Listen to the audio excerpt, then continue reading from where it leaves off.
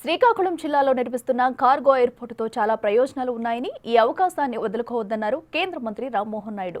మందస వజ్రపు కొత్తూరు మండలంలో cargo airport నిర్మాణాన్ని వ్యతిరేకిస్తూ వామపక్షాలు రైతులతో కలిసి ఆందోళన చేస్తున్నాయి.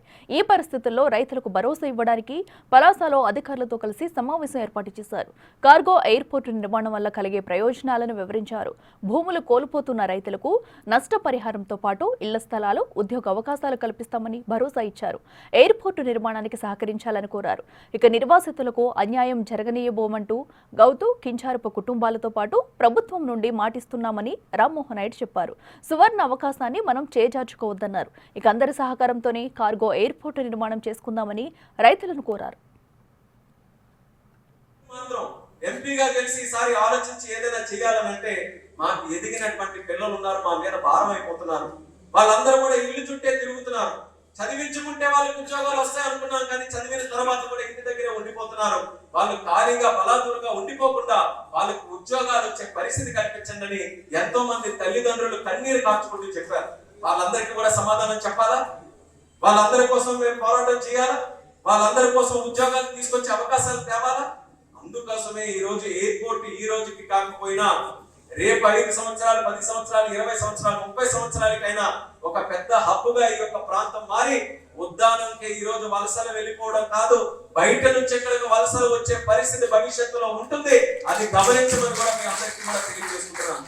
ఎయిర్పోర్ట్ అంటే సాధారణంగా ఓ ఫ్లైట్ మీద వచ్చేవాడు లేకపోతే ఫ్లైట్ లో వెళ్ళేవాడు, అదే బిజినెస్ అనుకుంటాం మనం. ఎయిర్పోర్ట్ లో సుమారు 140 డిపార్ట్మెంట్లు ఉన్నాయి, పనిచేసే డిపార్ట్మెంట్లు. ఎయిర్పోర్ట్ లో ఎయిర్ క్రాఫ్ట్ లో ఉన్నటువంటి కాక్పిట్ లో ఫ్లైట్ ఎవరు నడిపిస్తారో వాళ్ళ దగ్గర నుంచి, క్రూ దగ్గర నుంచి, ఇంజనీర్స్ దగ్గర నుంచి, దిగిన తర్వాత బస్సు నడిపే డ్రైవర్ దగ్గర నుంచి, అక్కడ ఇంజనీర్ల దగ్గర నుంచి, బ్యాగేజ్ దగ్గర నుంచి, ట్రైన్ దగ్గర నుంచి, పార్కింగ్ దగ్గర నుంచి, ట్యాక్సీల దగ్గర నుంచి, ఎయిర్పోర్ట్ లో అమ్మే వస్తువుల దగ్గర నుంచి, లేకపోతే బయట పెట్టుకునే హోటల్స్ దగ్గర నుంచి ఈ రోజు శంషాబాద్ ఎయిర్పోర్ట్ మీద డైరెక్ట్ గా ఇండైరెక్ట్ గా 5 లక్షల మంది పనిచేస్తున్నారు. ఎంతమంది? 5 లక్షల మంది ఒకే ఎయిర్పోర్ట్ మీద పనిచేస్తున్నారు. 5 లక్షల ఉద్యోగాలు ఒక ఎయిర్పోర్ట్ తెచ్చే శక్తి ఉంది. కేవలం ఎయిర్పోర్ట్ అంటే ఎయిర్ క్రాఫ్ట్ లో ఎదిగే ఆ 100 మందో 1000 మందో వెళ్ళే ప్రయాణికులే కాదు, ఆ ఇండస్ట్రీ వల్ల, ఆ ఎయిర్పోర్ట్ వల్ల చాలా ఇండస్ట్రీస్ కూడా అక్కడ వచ్చే పరిస్థితి ఉంటుంది. అందుకోసమే ఎయిర్పోర్ట్ తో పాటు కొంత భూమిని పక్కన పెడుతున్నాం. మిగిలిన ఇండస్ట్రీస్ కూడా ఎవరైతే ఎయిర్పోర్ట్ కానుకొని ఉండాలని అనుకుంటారో అటువంటి ఇండస్ట్రీస్ కూడా వస్తే మళ్ళీ ఆ బెనిఫిట్ కూడా మన ప్రాంతానికి, మన పిల్లలకి, అందరికీ కూడా వస్తుంది. వాళ్ళు కూడా ఉద్యోగం.